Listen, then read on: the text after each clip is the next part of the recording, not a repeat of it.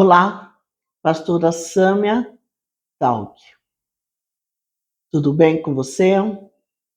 Espero que sim.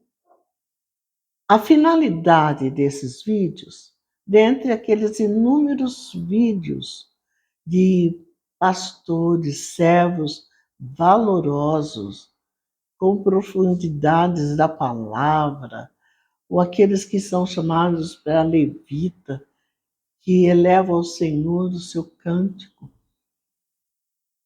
Eu estou aqui. Não tenho muitos recursos para filmagem, nem sou tão importante assim, mas eu tenho muito amor em divulgar a palavra de Deus. E além da divulgação da palavra de Deus, eu sou uma pastora, realmente pastora, que gosta de ver como as ovelhas estão, como que elas estão, se estão com fome ou não.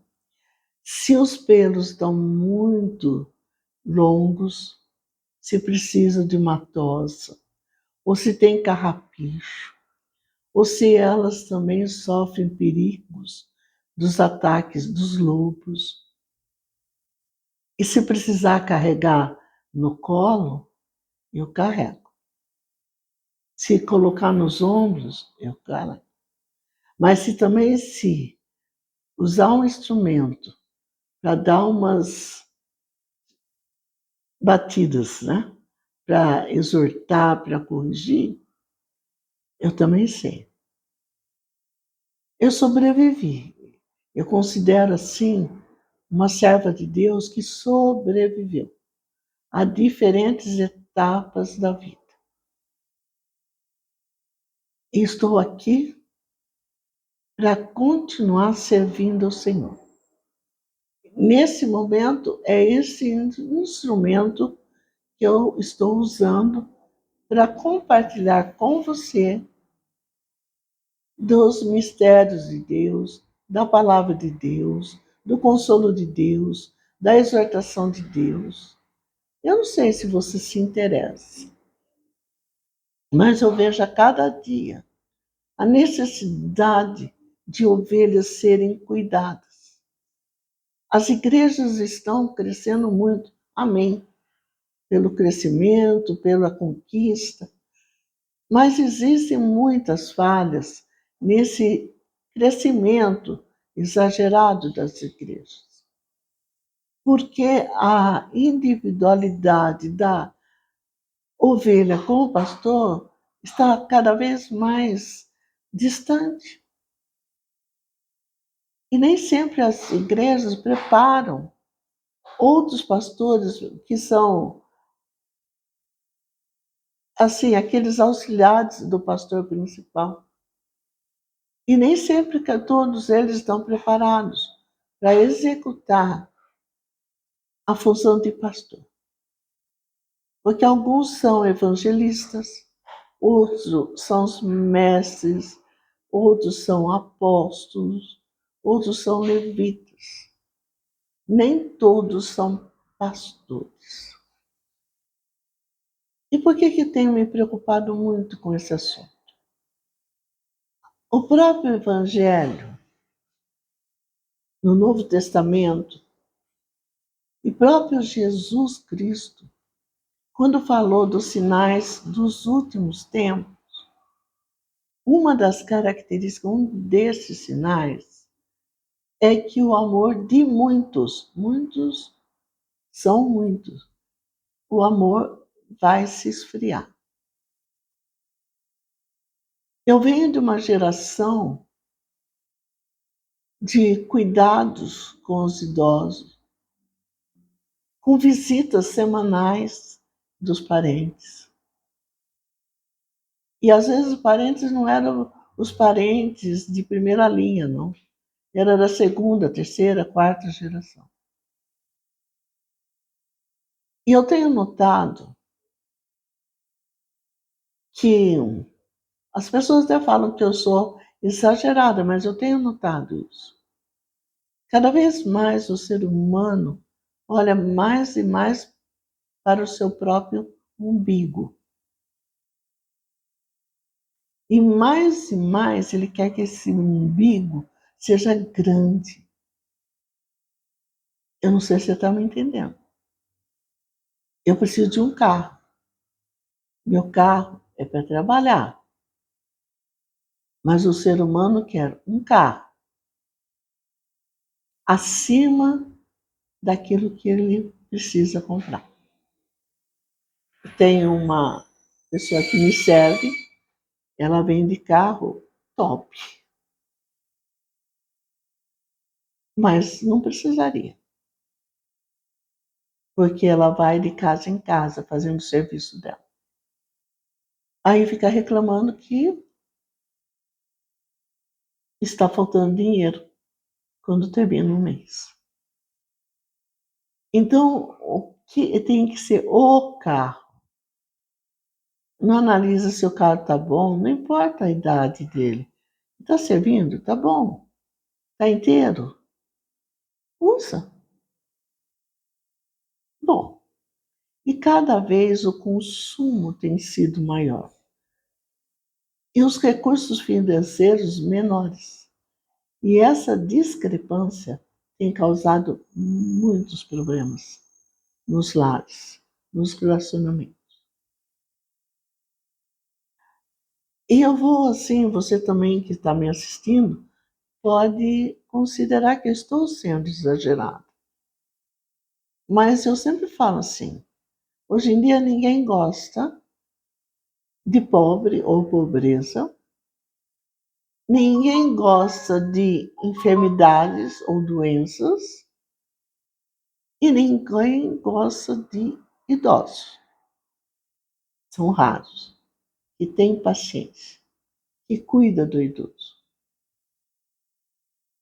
Nada contra, cada um sabe aonde dói o seu calo, mas essas clínicas de idosos geriátricas têm sido a saída. Tem hora que não tem como mesmo, tá? Pessoas que trabalham o dia todo fora, a questão de cuidadoras tem sido complicada, enfim, tem sido difícil. Mas resumindo, não entrando em detalhes cada fator que eu estou falando, vamos resumir. Ninguém gosta de pobreza, ninguém gosta de doença. Não estou falando de doença, ninguém gosta, mas de falar de doença, de cuidar da doença. E ninguém gosta de velho. Ah, você está sendo exagerada, pastora. Não estou, não. Eu poderia ficar horas e horas contando experiências próprias e também daqueles que observam ao meu redor. Mas, com tudo isso, eu quero compartilhar com você agora, nesse momento, um salmo. Um salmo, dentre outros, mas esse fala tão bem do amor fraternal. É o Salmo 133. Você me desculpe, mas eu vou ler. Embora ele seja pequeno, eu poderia ter feito um esforço de decorar esses 3 versículos, mas eu vou ler para você. O Salmo 133 trata a excelência do amor fraternal. Esse salmo foi escrito por Davi. E ele começa assim: Ó, quão bom e quão suave é que os irmãos vivam em união. É como óleo precioso sobre a cabeça que desce sobre a barba e a barba de Arão, e que desce a orla de suas vestes. Como o orvalho do irmão que desce sobre os montes de Sião, porque ali o Senhor ordena a bênção e a vida para sempre. Quão lindo é esse salmo! E como ele fala, Como é lindo e agradável diante de Deus o amor fraternal. Nós vimos lá no início da Bíblia, em Gênesis, já dois irmãos que um começou a invejar o outro, por causa da primícia que ele entregava a Deus. E essa inveja gerou ódio, e esse ódio gerou assassinato.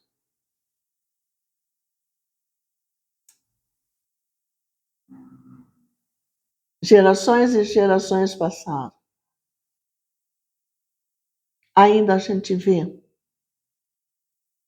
o homem se degladiando por motivos supérfluos. E eu, para não me prolongar, eu quero comentar o que aconteceu nessa última semana no Brasil. Um jovem arrojado que tem batalhado por uma outra política no Brasil, resolve, nas suas férias, fazer uma caminhada. Caminhada não é uma coisa nova no Brasil. Quantas caminhadas tem? Não vou entrar em detalhes se é certo ou se é errado. Mas quantas caminhadas já são feitas no Brasil? Já foram feitas e são feitas. Romarias e outras caminhadas. Da invasão de terra, ninguém fala nada. Aí um jovem audacioso começa a sua caminhada sem convidar ninguém. Vai havendo agregação de pessoas por onde ele passa, até chegar a um número muito grande, que uma parte da empresa tenta divulgar um número bem aquém. Tá? Mas ele fez essa caminhada, atendeu o coração de muitos, e ele estava na dele. E esse povo estava na dele. Não causaram mal a ninguém, não xingaram ninguém, foram atendidos ao longo das estradas, despertou o amor, o cuidado com água, com alimentação. Quantos foram na margem das estradas para socorrer? Tudo ok. Não estou entrando na questão se o que eles acreditam ou não é certo ou errado no Brasil. Estou falando que eles fizeram, eles foram à luta. Em compensação, um outro lado de um povo brasileiro que nasceu no Brasil, nessa terra abençoada, terra que não falta nada, tem faltado por causa dos ladrões. Aliás, o Brasil, ele desde que foi descoberto, ele foi marcado por essa praga de ladrões que começaram a levar o nosso ouro e o pau-brasil para fora. É uma praga que existe.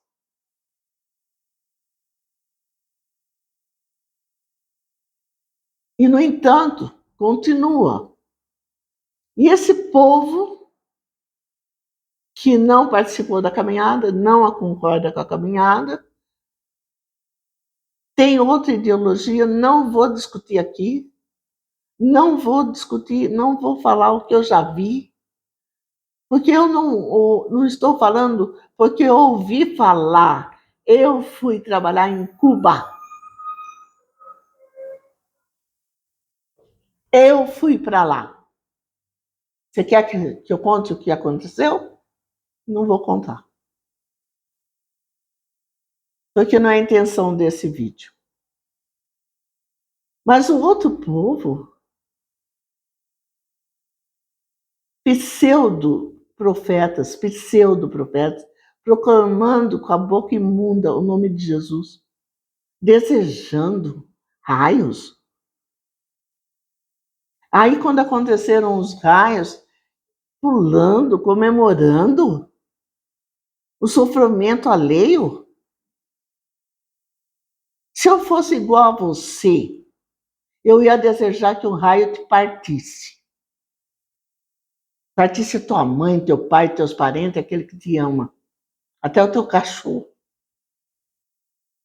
É assim? Onde está o ser humano?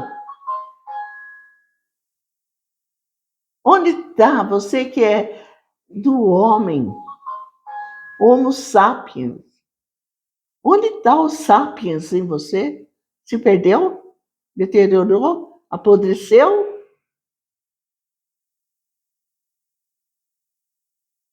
Eu não sou sua juíza. Eu não tenho beca preta e nem o salário que esse povo ganha. Mas um dia, você e eu estaremos diante do juiz eterno. Aí você vai ver para onde você vai. E não tem retorno. Não tem arrependimento. E não tem volta. A escolha é tua. Pensa bem. Aonde você quer ir dormir? Aonde você quer ir? Eu sou cientista, viu? Eu sei que o teu corpo vai degradar igual a mim. Mas isso não sobrevive. O que sobrevive é a tua alma. E essa não morre. E ela vai passar pelo juízo. Juiz eterno, Jesus Cristo. Aquele que morreu para você, que sofreu calado, foi até o fim. O corpo dele foi esmigalhado, cravejado, chicoteado, cuspido. O amor de você, viu? Ingrato. Acorda, desperta, levante, medite, ser sábio. Em nome de Jesus eu peço que ainda você tenha esperança, porque você está vivo. Por enquanto. Deus abençoe.